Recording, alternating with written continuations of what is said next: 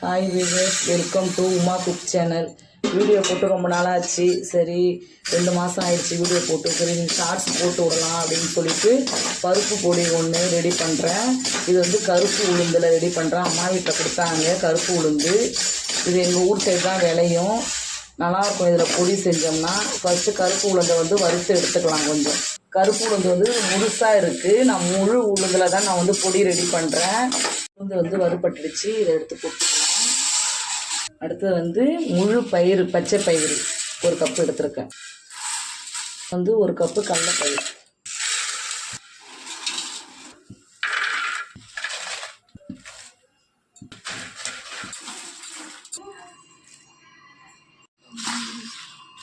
பொடி அரைச்சாச்சு, ரெடி ஆகிடுச்சு.